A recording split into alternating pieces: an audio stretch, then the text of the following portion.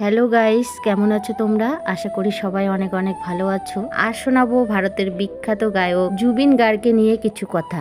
তার আগে কিছু মজার কথা বলি। তিনি 40টি ভাষায় গান গেয়েছেন ভিন্ন ভিন্ন দেশে গিয়ে। প্রায় 35,000-এর মতো গান গেয়েছেন তিনি। জুবিন গার্গ এক রাতে 36টি গান করার রেকর্ড করেছেন। হ্যাঁ, তোমরা ঠিকই শুনেছ, জুবিন গার্গ এক রাতে 36টি গানের রেকর্ড করেছেন।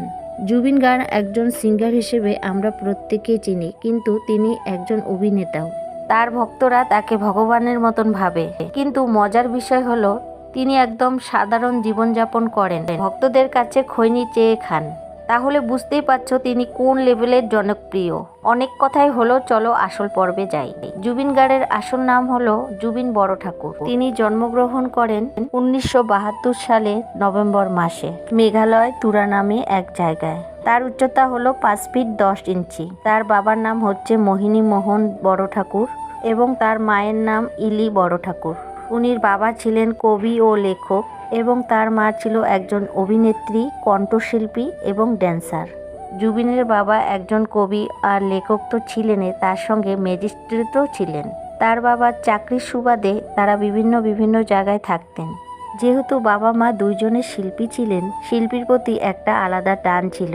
যেহেতু জুবিনের মা একজন সঙ্গীত শিল্পী ছিলেন, তাই জুবিনের মার কাছ থেকে প্রথম শিক্ষা নিয়েছিলেন। জুবিনের গানের প্রতি চর্চা দেখে তাদের বাবা মাও চেয়েছিলেন ছেলে একদিন সঙ্গীত শিল্পী হোক। পরিবারের কাছ থেকে সাপোর্ট পাওয়াতে গান আর পড়ালেখা একসঙ্গে চালিয়ে যাচ্ছিলেন। এবং আস্তে আস্তে বিভিন্ন রকমের বাদ্যযন্ত্র বাজানো থেকে শুরু করে সবকিছুই চেষ্টা করেন। কলেজে পড়াকালীন মাত্র 20 বছর বয়সে প্রথম অ্যালবাম অনামিকা রিলিজ দেন, আর সেটা ব্যাপক হিট হয়ে যায়।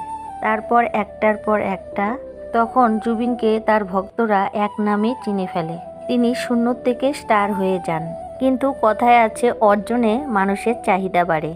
আমরা কিন্তু এটা ভালো করেই জানি, প্রতিটা শিল্পী বলিউডে কাজ করার জন্য একটা আলাদা চাহিদা থাকে। আর ঠিক তেমনই জুবিনেরও বলিউডে কাজ করার ইচ্ছে হয়। তারপরে তিনি মুম্বাইয়ে চলে যান। যেহেতু তিনি আগের থেকে কিছুটা হলেও পরিচিত ছিল, তার জন্য তাকে আর বেশি স্ট্রাগল করতে হয়নি। খুব সহজেই হিন্দি ও বাংলা বলিউডের গান করার সুযোগ পেয়ে যান। জুবিনের ভাগ্য খুলে 2006 সালে, যখন তিনি সেরা অফার পান। হিমেশ রেশমির সিনেমার গানের অফার পান। সিনেমা যেমনই হোক না কেন, সেই সিনেমার গানগুলো প্রচুর হিট ছিল। সেই ইয়ালি গানটা প্রচুর পরিমাণে হিট হলো। তারপর জুবিন আর সফলতা একসঙ্গে কাজ করেন। জুবিনের শেষ গান বলিউডের ছিল ক্রিস 3। তারপরও তিনি টুকটাক গান করছিলেন। তো বন্ধুরা, আজকে এখানেই শেষ করলাম। কিছু যদি জানার থাকে অবশ্যই কমেন্ট বক্সে জানাবেন। আর ভালো লাগলে ভিডিওটা লাইক, কমেন্ট, সাবস্ক্রাইব করে দেবেন।